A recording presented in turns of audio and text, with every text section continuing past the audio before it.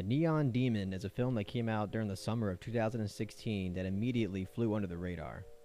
It's a film directed by Nicholas Winding Refn, and it seems that those who are only big fans of Refn took the time to go out and see the film. Refn is known to be a very artistic risk taker who isn't afraid to go through with his artistic vision, regardless of what both critics and audiences will think. Drive to me is one of his only accessible films that both critics and audiences can enjoy while still maintaining his artistic stylistic vision. His more darkly obscure films that seem to split audiences and critics up are films like Valhalla Rising and Only God Forgives, and The Neon Demon definitely falls under that category. The Neon Demon is a brilliantly shot, smoothly edited, and beautifully lit film that has perfect and purposeful placement of its characters and objects throughout the film, which of course is accompanied by a wonderfully hypnotic score by Cliff Martinez. It's certainly an acquired taste, and it's not a film for everyone, but it's definitely a film worth discussing and analyzing with other film lovers. Now that we got all that nuanced shit out of the way, let's dive into the world of the Neon Demon. The film begins with an astonishing yet simplistic opening credits sequence that contains a colorful backdrop scheme that slowly changes color as the credits roll, which is immediately accompanied by its retro-style score. I saw this film in a theater, and it truly was an experience. I remember seeing the opening credits roll, and I immediately knew I was going to be in for a real treat. As the title begins to appear, you see this beautiful flashy glitter slowly pour down on the screen, and the perfectly timed score kicks in hard.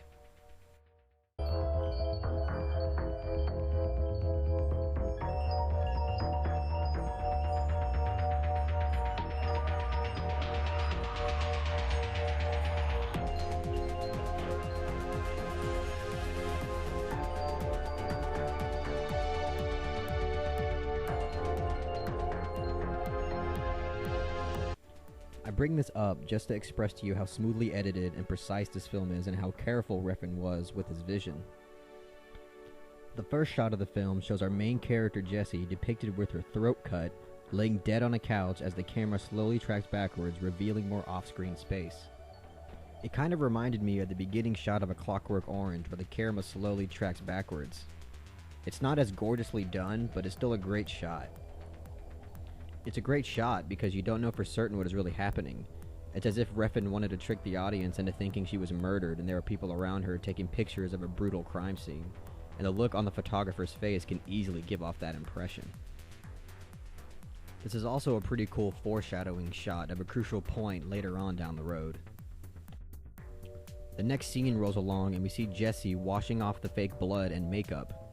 This is where we are first introduced to Ruby's character, a makeup artist played by Jenna Malone. And you can immediately tell that Ruby has some kind of thing for Jessie by the way she talks to her and by the way she expresses herself while conversing with her. Ruby invites Jessie to a party where she gets introduced to the other models for the first time, Sarah and Gigi. There's actually a lot of important things revealed by this scene alone. Ruby mentions that lipstick companies are more likely to name their lipsticks after food or sex. She then proceeds to ask Jessie if she is food or is she sex. Gigi then implies that she's dessert because she's so sweet. This is a very incredible, subtle piece of foreshadowing dialogue that I'll come back around to later. At a certain point, Gigi begins to brag about all of the plastic surgery she's gotten and how her designer calls her the Bionic Woman. Jessie asks her if her designer means that as a compliment or not.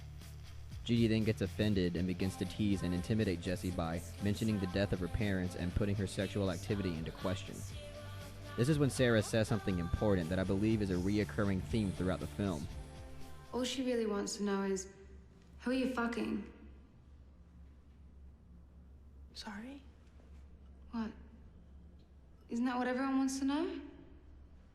Pretty new girl walks into a room, everyone's head turns, looks her up and down, wondering, who's she fucking?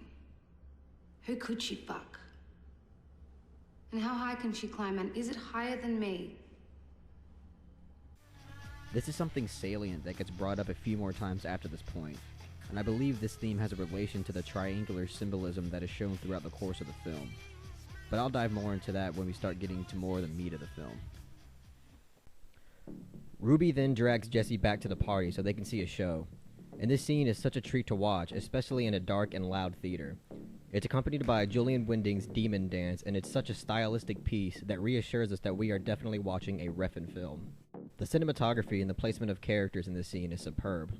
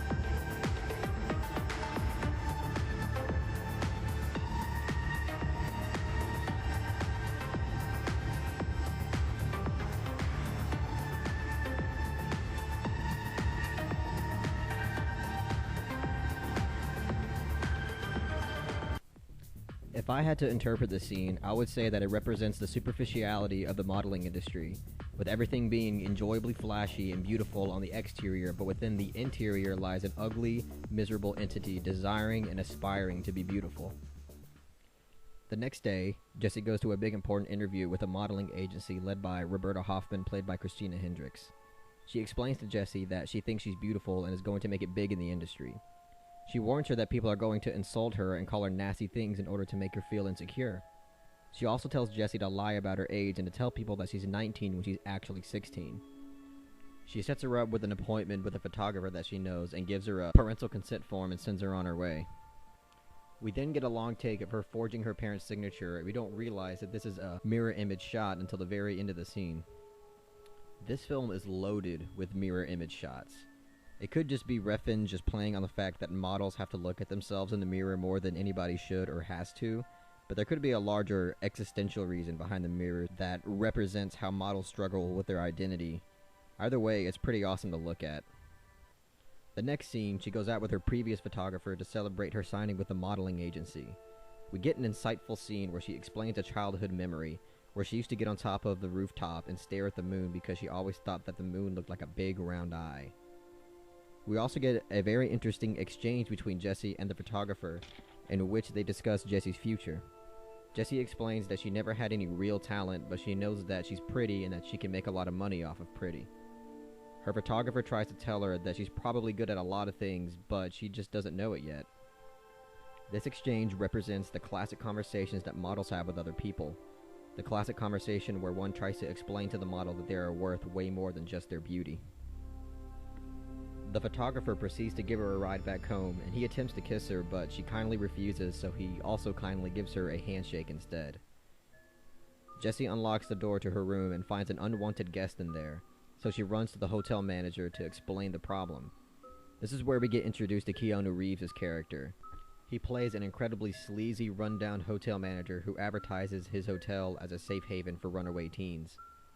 Him and his partner go to investigate Jessie's room, and it's accompanied by an electrifyingly unsettling score. They kick the door down because Keanu gets impatient with the door lock, and at first they find nothing except for a torn apart room.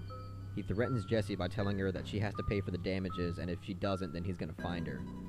But then his friend shines the light into her room and actually finds a live cougar in her bed. I'll have more to add to that later. The next scene shows Jessie arriving at the photo shoot that her modeling agent set her up for. We get a really smooth, slow pan of the camera until we see that Ruby catches Jessie walking into the set.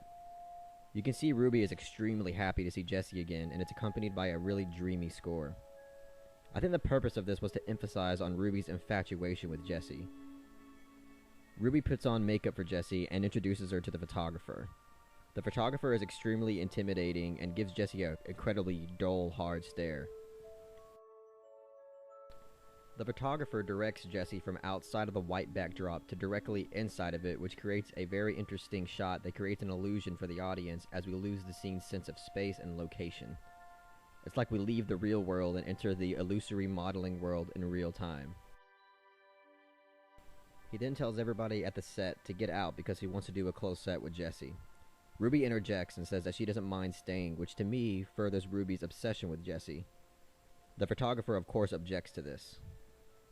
We then get a darkly suspenseful scene when we are alone with Jessie and the photographer, because it puts us into the perspective of what Jessie is feeling here. She has no idea what the photographer has in store for her, and it gets quite terrifying when the photographer demands that she takes off all of her clothes. He shuts off all the lights, and the tension here just keeps winding. He comes back with a big can of gold paint, and we get such an emotionally confusing and hypnotic scene that's shot in slow motion and accompanied by a euphoric score. He takes the gold paint and very sensually rubs it all over her body and neck. But the way it's shot really grabs you and captures the emotion that someone like Jessie would feel in the situation. Terrified, shocked, happy, nervous, calm, accomplished. It's just a scene that contains a mixed bag of emotions and expresses these emotions with its directing, subtle acting, cinematography, and sound. We can somewhat grasp what Jessie is feeling here without a single word being spoken by anybody. This is what Refn is great at. He's excellent at conveying exactly what he wants out of a scene without having to verbally spell it out through expository, spoon-fed written dialogue.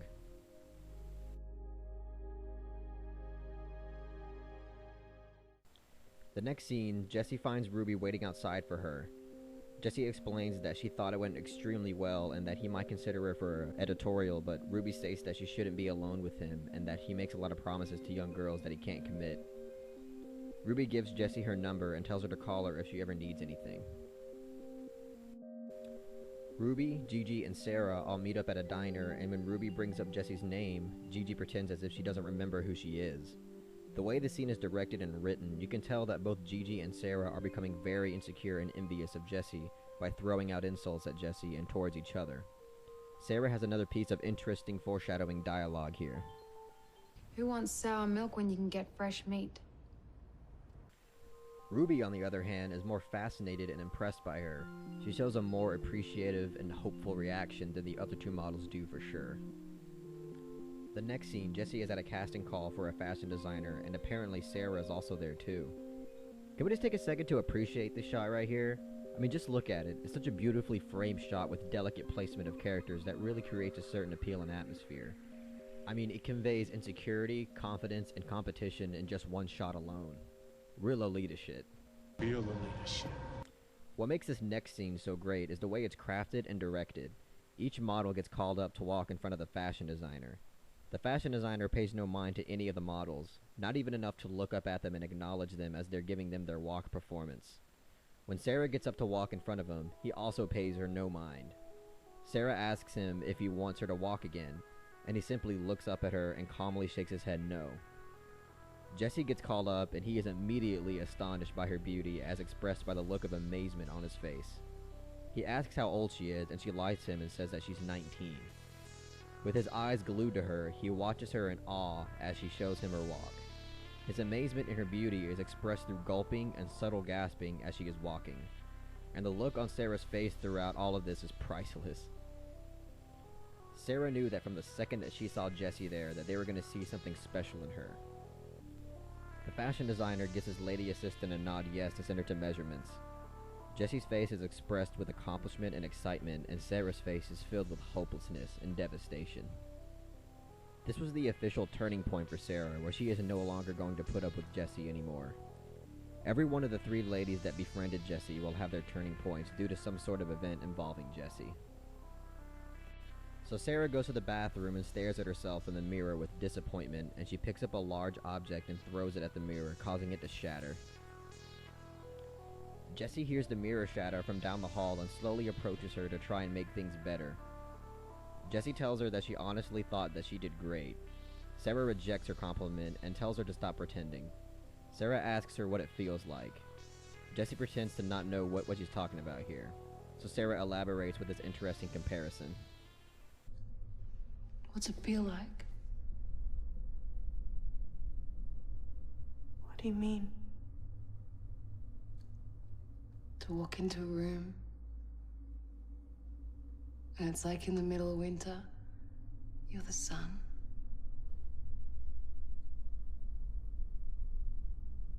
It's everything.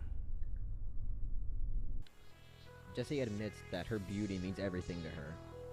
Sarah kind of lunges at her, which causes Jessie to cut her hand by sliding it on the floor where the broken glass laid. Sarah grabs Jessie's bloody hand and attempts to drink it and consume it. Jessie obviously freaks the fuck out and gets the hell out of there.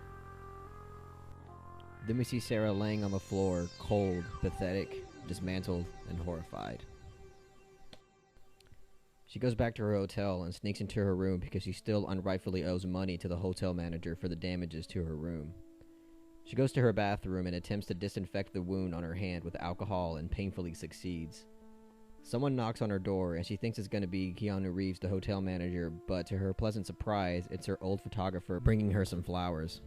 I'm guessing due to the pain that she just endured, she attempts to grab the flowers as she passes out on the floor.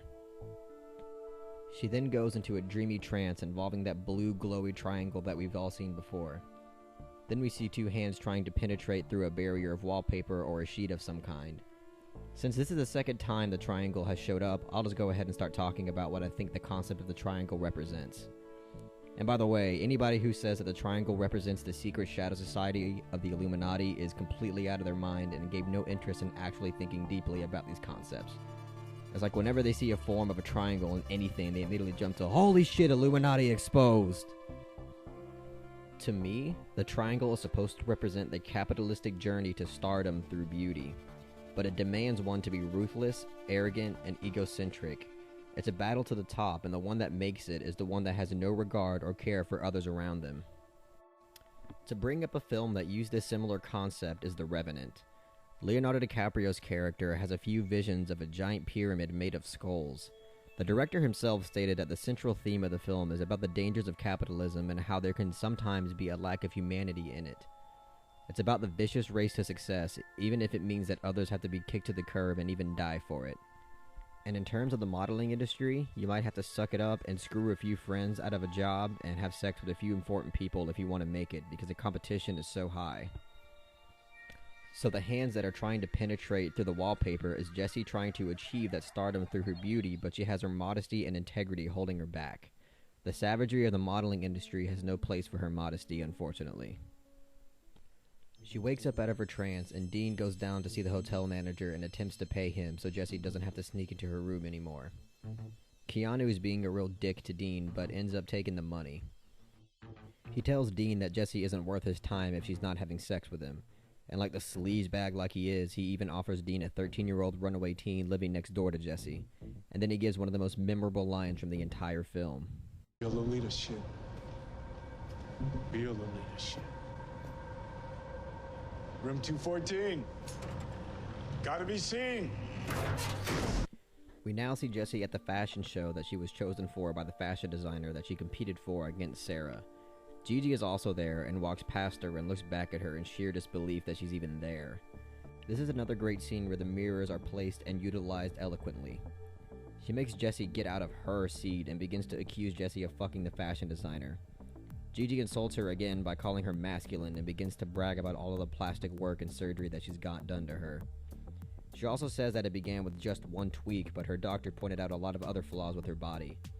I find this piece of dialogue compelling because it conveys a dark truth about certain doctors who take advantage of insecure models who are trying to look as beautiful as they can be.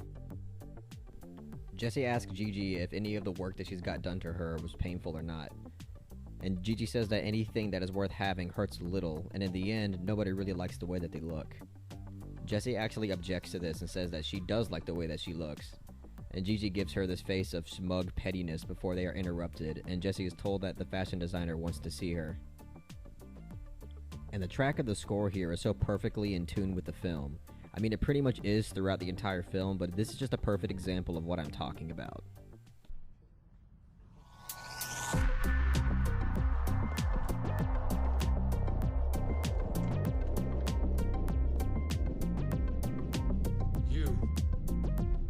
Decided you're gonna close the show.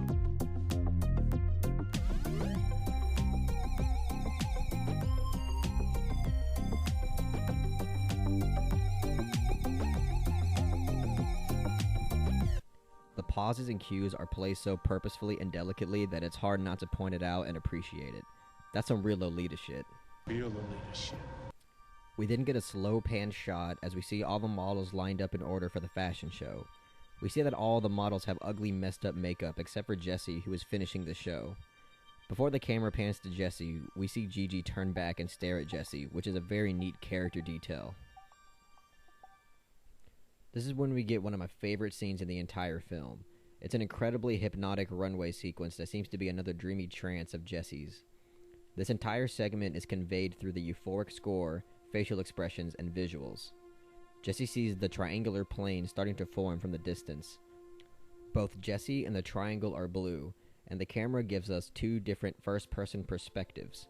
One is from Jessie's perspective, and one is from the perspective of the triangular platform. They go back and forth, staring at each other for a bit. Then from the perspective of the triangle, you start to see Jessie walk up to it.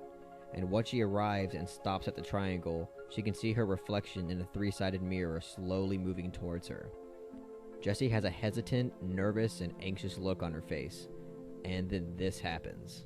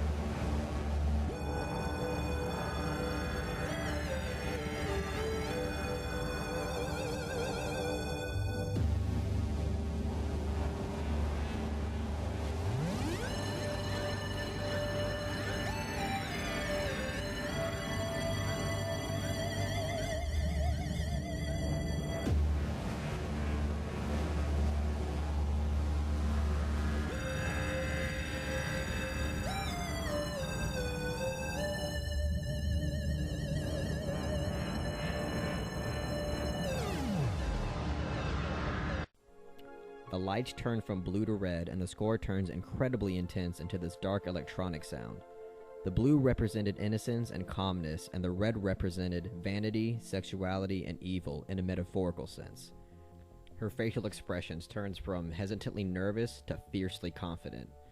She sees her reflection seductively and sensually kissing both sides of the mirror with her new diabolical facial expression. She then walks away from the triangle back towards the entrance of the runway. To me, the scene was about her successfully penetrating through that barrier of modesty and innocence and succumbing to what the modeling industry demands of her, which is to be a self-indulged, arrogant, and stuck-up person that doesn't care about the well-being, success, or failures of other people. She truly became obsessed with her own beauty to the point where her goal turned from just making money to flaunting her own success at others. This is demonstrated in her actions in the following scenes that come later on in the film. The next scene, she enters the shot through beaded curtains, and she looks as if she's been reborn into a brand new person. We see the fashion designer trying to impress Gigi and some other unnamed model with a theatrical monologue delivery. He begins to brag about how his artistry and creation is in his blood. Then we get a great conversational exchange between the fashion designer, the models, and Dean about beauty and its relevance to humanity. I went out for a film last week. Oh yeah? How'd it go? They said my face didn't match my voice. Oh, you can fix your face. No, don't do that. Why not? Because you can always tell when beauty is manufactured. And if you aren't born beautiful, you never will be. That's terrible. No, it's true. I don't think you can always tell. Dean, we're having a little debate over here, and we need your expertise. Okay. You know Gigi, right? Well, I mean, we just met. Wait, will you stand up so that he can take a look at you? Go on, stand up. Well? Well, what? What do you think? Do you think she's beautiful? I don't know, I mean... Yeah, I guess she's fine. Yes, that's exactly the word that I was looking for. She's fine, right? You can sit down now, thanks. Thank you, Dean. Now, look at Jessie. Nothing fake, nothing false. A diamond in a sea of glass. True beauty is the highest currency we have. Now, without it, she would be nothing. I think you're wrong. Excuse me? I said I think you're wrong.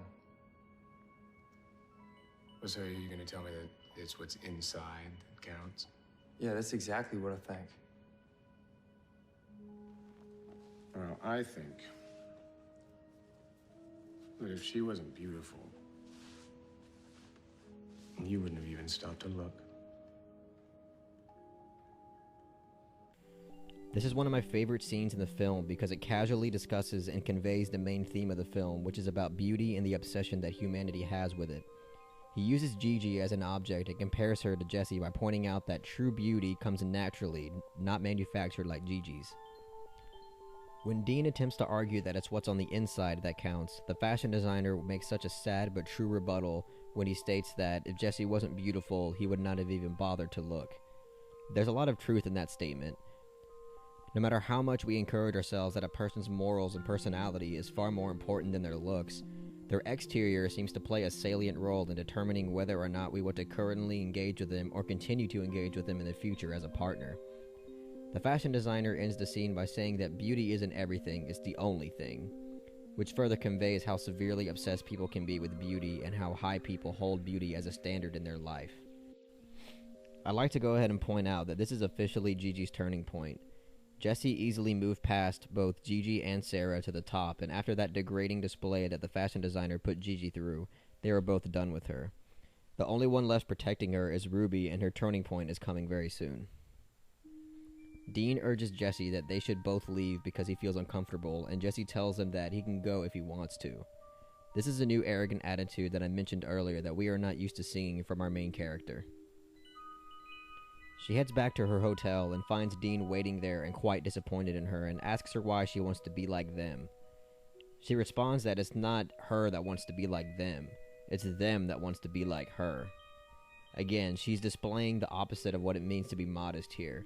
She makes her way back to the hotel, and she lays down in her bed, and she slowly and sensually twirls her legs. She falls asleep and has a nightmare involving the hotel manager, slowly coming into her room and forcibly and sexually putting a knife into her mouth, and slowly goes deeper as he tells her to open her mouth wider and wider. It's a pretty terrifying scene, but not as terrifying as what comes afterwards. She wakes up from her nightmare. The hotel manager is trying to break into her room, but is unsuccessful. He then goes to the room next door, room 214, the room that he mentioned earlier to Dean that has a runaway 13-year-old living in it. We hear him break in and violently hear the young girl suffer and fight back as she's being raped. This is for sure the most disturbing and terrifying scene in the entire film. It's portrayed so realistically and is conveyed to us in a way where we don't even have to see exactly what's happening, but we know what's happening through the sound design. Jesse gives Ruby a call to inform her on what's happening. Ruby offers her place to Jesse, and at the same time as we're hearing the phone call, we get a beautiful long zoom-out take of Jesse putting her ear to the wall. Jesse arrives at what is supposed to be Ruby's house. Jesse takes a shower and thanks Ruby for letting her stay at her place. Ruby responds that it's not her house and that she's just house-sitting, but she explains it in this manner. I don't live here. But I thought you said this was your house.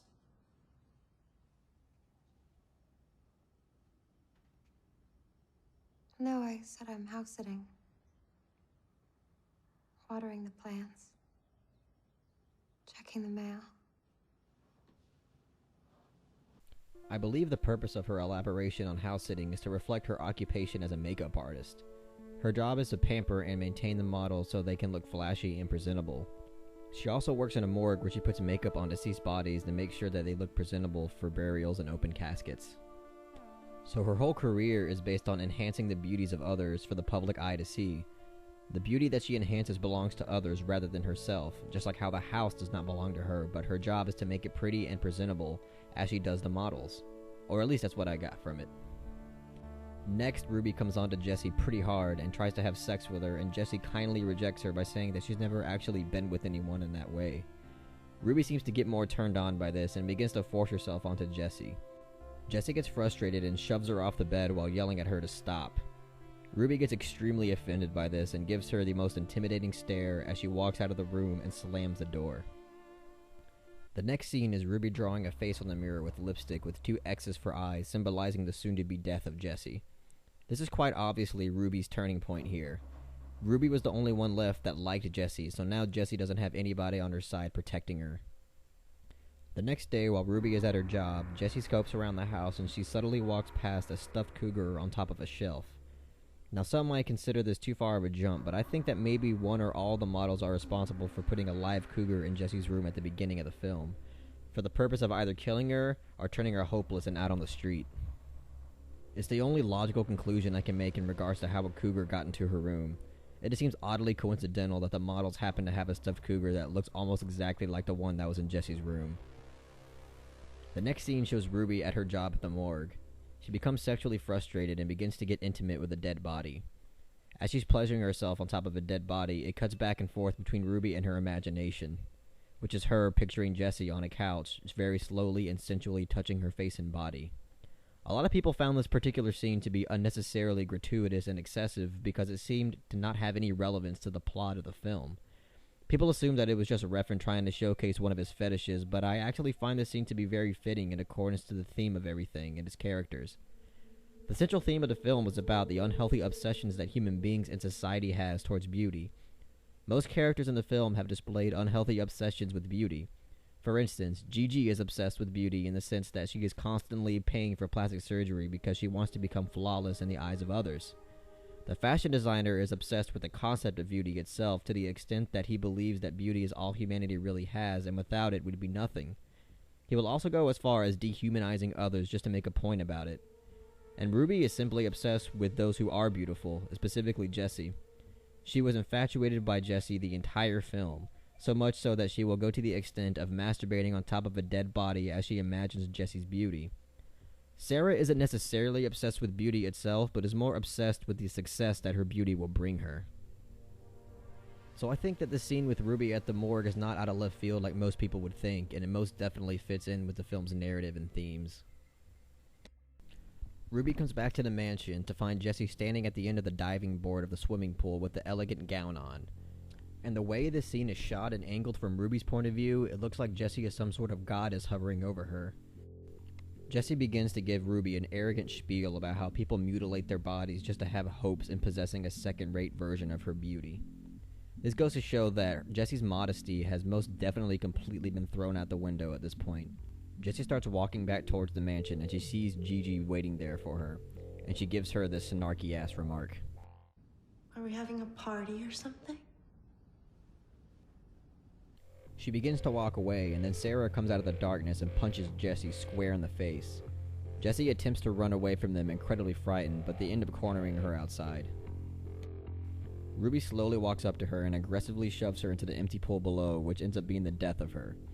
And the shot of her slowly dying there at the bottom of the pool looks awfully familiar to the beginning shot of the movie.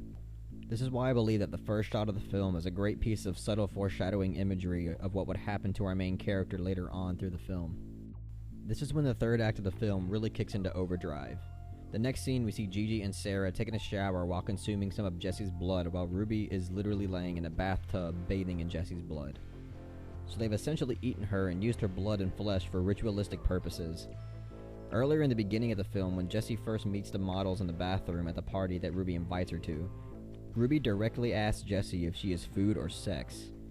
The reason I believe that this is such a great piece of foreshadowing dialogue is because once Jessie refuses to engage sexually with Ruby, she became food. This is actually something that I noticed on the third viewing of the film and hadn't noticed any time before that. The next day, Ruby is outside topless, watering the plants and cleaning up leftover blood from the pool. Then she is seen laying in Jesse's grave while reading some sort of book. At night, we see her lay out on the floor naked in the mansion in the moonlight. And then we see what seems like a bucket of blood coming out of Ruby's vagina. It's way too much blood to be menstrual blood, so I'm assuming that it's Jesse's blood that she deuced inside of her for ritualistic purposes. Many viewers who have attempted to interpret this like to say that the three models are literal witches or vampires performing witchcraft. I personally wouldn't go that far. For me, there really isn't enough evidence to come to that conclusion. Some evidence that actually would conclude this is if there was some sort of display of otherworldly actions or powers that witches or vampires hold. All we really have is them performing rituals that witches or vampires would do. So to me, it just seems like these are all three mentally unstable women who have an unhealthy obsession with beauty who perform witch-like rituals as a way to kill and get rid of intimidating competition. So in the next scene, we see Gigi and Sarah arrive at Jack's photo shoot. Gigi is the one who is actually going to be in the photo shoot. Sarah just tagged along with her. As Gigi is getting her makeup done, there is another model sitting next to her talking about the industry. She asks Sarah if she ever had someone cheat her out of a job. She responds with yes, and then when she asks about what she did about it, she honestly replies and says that she ate her. I love how we can see this horrified and guilty expressed face from Gigi as if she's experiencing some kind of remorse for what she did to Jesse. Gigi is outside and getting in position with the other models. The photographer has second thoughts about one of the models he currently has for the photo shoot, and he asks Sarah if she wants to take her place. Sarah happily agrees and joins Gigi in the shoot.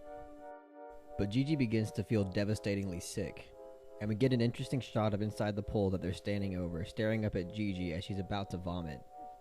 Gigi can't take it anymore and walks off the set to go and attempt to puke. We see her in a dressing room constantly gagging and attempts to vomit, but she just can't. I thought this was great acting on her part, to be honest. Sarah, in her curiosity, walks off the set to go and see what's going on with Gigi. She walks into the dressing room where Gigi is literally dying inside. The only thing she manages to puke up is ironically one of Jesse's eyeballs. And she cries to Sarah, saying, I need to get her out of me. I need to get her out of me.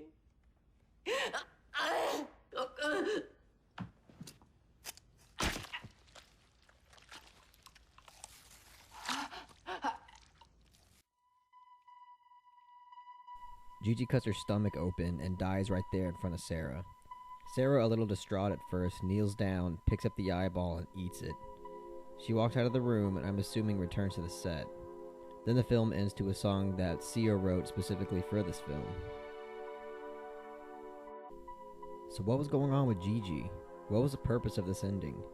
Well, for me, it's a grand display of themes among the film's characters and concepts.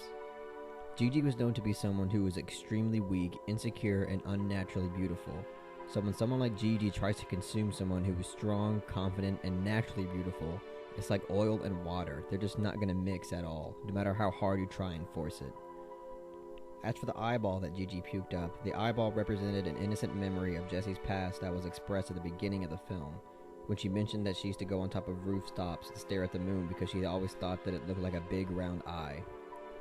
So maybe it was Jesse's innocence attempting to make its way out of Gigi's body. As for Sarah, her eating the eyeball is an accurate reflection of her character throughout the film. She's been the one that was more confident and never really cared for the success of others besides her own. So her eating the eyeball is another way of pointing the middle finger to Gigi and Jesse by flaunting the fact that she doesn't care for either of them, as long as it means that she's the one that's going to be rising to the top. I feel that Keanu Reeves' character is supposed to represent the dangers of the world outside of the modeling bubble, and the models are supposed to represent the dangers that exist within the bubble. So that's my way of interpreting this insane yet incredibly memorable artistic film, and I think all of the actors involved in this film did a phenomenal job. It's truly not an easy task acting in a Refn film. As far as Refn films goes, The Neon Demon is probably my personal favorite of his. I think Drive as a film product is crafted a little better in terms of filmmaking standpoint, but The Neon Demon has just stapled itself into my mind and it hasn't escaped it since I saw it in theaters. Like I've stated many times earlier, the score is hypnotic, the cinematography and lighting is gorgeous, it's artistically consistent with its themes and characters, and it contains plenty of scenes that are euphoric. So right now it's my personal favorite of his, and if I were to give it a grade, I'd give it an A. Thanks for taking the time to watch this long ass video, and if you want to be updated on new content like this and other film related videos, please like, subscribe, and share this with others who appreciate the art of filmmaking.